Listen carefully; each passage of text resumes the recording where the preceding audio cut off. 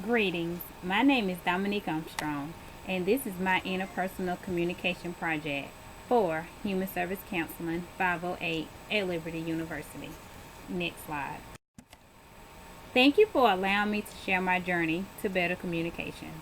In this presentation, we will define interpersonal communication, identify an overarching goal for my life, define the definition of enlarging the conversation, talk about how my background and behavior blend have influenced my conversation, define the potential barriers in my interpersonal context and how I would deal with each one, identify and provide solutions to noise pollution, both internal and external. Last, discuss the plan of action I would take in order to make my personal communication goals a reality. Next slide. According to Stewart, interpersonal communication is the kind of communication that happens when people involved talk and listen in ways that maximize the presence of the personal. Did you know that interpersonal communication is easiest when there are only two of you and you already know and trust each other? Next slide. Overarching goal is one that both encompasses and culminates a set of related goals. My OAG is to become a level 1 listener. In order for me to be at this level, I will refrain from judging the talker and place myself in the other's position while attempting to see things from the talker's point of view, according to Burley Allen, that is. Enlarging the conversation. Beyond just speaking to each other, we need to learn to enlarge our conversation. There are various dynamics of interpersonal communication involved when enlarging the conversation. 1. Empathetic listening, nonverbal communication, and self-disclosure. When we enlarge the conversation, we have the possibility of forming close relationships and maintaining them as well. Next slide. Enlarging the conversation. Continue. Guidelines for empathetic listening. First, you will need to be attentive. Be interested in the other's needs. Listen from the okay attitude. Don't let the other person hook you. Encouraging non-committal acknowledgement and ground rules, according to Burley Allen. Guidelines to help enlarge my conversation in connecting relationships are: remember that poor communication blocks access to the deeper relationships. Commune with others. Apply love and acceptance in how we listen, talk, and value each other, according to Peterson. Next slide. My background. I am the middle child of 3 children. I'm the first in my family to go off to college and graduate. I have a bachelor's degree in criminal justice and I've been engaged for 2 years. I am the mother to a beautiful pickapoo named Buttercup, and I'm a qualified mental health professional. Currently, I'm pursuing my master's in human service counseling, marriage, and family. Next slide. My behavior blend. Based upon the readings, behavior blend is the combination of trait factors everyone possesses as measured on the DISC model. The 4 temperaments that are included in the model are D, which equals dominant, decisive, and direct. I, inspiring and influential. S, sensitive and submissive. C, competent, cautious, and critical, according to Carbonell. Next slide. My behavior blend. According to Carbonell, people tend to fit better in places where they are understood and comfortable. My specific blend is ISC. According to the graph and the Uniquely You assessment, I am active people-oriented, passive people-oriented, and passive task-oriented. Next slide. Positives of the ISC profile. I like to do things right. I like to impress others and stabilize situations. I'm not aggressive or pushy. I enjoy large and small crowds. I'm good with people and prefer quality.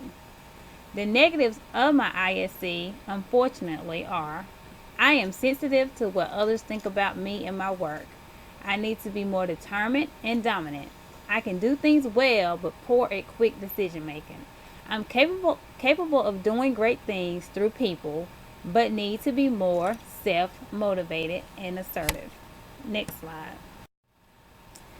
By understanding my behavioral blend, I'm able to build good relationships with people and enlarge the conversation.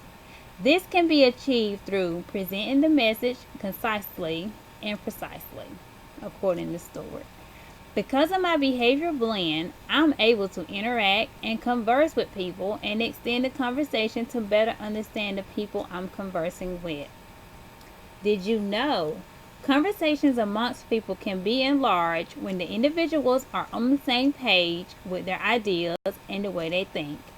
Next slide. Potential barriers in my interpersonal context. Some potential barriers in my interpersonal context are hearing what you want to hear and perception, reception, attention. Hearing what you want to hear says a listening barrier exists when someone hears what he or she wants, not what is really communicated. Perception, reception, attention says listening is a highly selective subjective experience. Information that conflicts with the listener's present ideas and beliefs may simply be turned out, according to Burley Allen. Next slide. How to deal with potential barriers. Here are some ways I deal with potential barriers. I try to find a good location. I manage time to talk. I'm mindful of feelings that may arise in myself and in others as we communicate. I try to put myself in the other person's shoes, stay calm, and I try avoiding imposing my own beliefs onto others.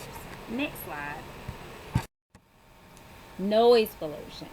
Noise pollution is the disturbing or excessive noise that may harm the activity or balance of human or animal life. Next slide. Noise pollution. Internal noise pollution. Defensiveness, assumptions, perceptual biases, stereotyping, interpersonal relationships, and emotional state.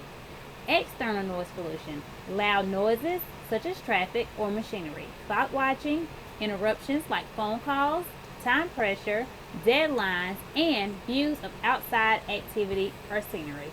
Next slide. Solution to the problem. To overcome these barriers and become more effective, one needs to understand and develop a style of communication that includes active listening, providing constructive feedback, using the right words, and positive assertions. Next slide. My personal plan of action. I plan to pay close attention to the speaker/talker, show empathy, listen with intent, ask for clarity, and respect what the other person is saying is important to them. Next slide. My plan of action continued. I plan to utilize the talker-listener card to better my relationship with my fiance. I plan on utilizing them whenever we need to talk about serious conversations to avoid hurting each other's feelings. I plan on utilizing the goals for the talker and listener cards to better communicate my feelings at work. Next slide. My plan of action continued. I plan on utilizing the characteristics of empathy, genuineness, and warmth to better my listening and communication skills in my personal life as well as on my job. I will apply empathy on my job whenever my clients express how he or she is feeling. I will try to understand the pain that they are feeling and truly show concern. I will work on becoming more genuine by being honest in how I see things and how I feel about certain things, especially at work. I will work on taking others' interests at heart and avoid only thinking about my feelings, thoughts, and concerns. Last, I will take all that I have learned from this course and course materials with me throughout my journey to better my interpersonal communication. Next slide. Conclusion. As children, we begin developing a self-concept of ourselves. Having a set of beliefs about who you are can help you communicate with people who have or may have some of the same beliefs you share. This course has shown me how I can better improve my communication with my fiancé and how I do not always have to be right. Peterson touched on a lot of important sections in his text that can help me change the way I communicate with others. The flat brain theory of emotion sections made it clear to me how emotions can ruin a conversation and how I need to listen effectively to help bring me back to my normal state. It is always important to think about what you're about to say before you speak it. Inhaling and exhaling will allow you to have control over your words. Proverbs 13:3 says, "Whoever guards his mouth preserves his life. He who opened wide his lips comes to ruin. Thanks for allowing me this time to share my project. May God bless you.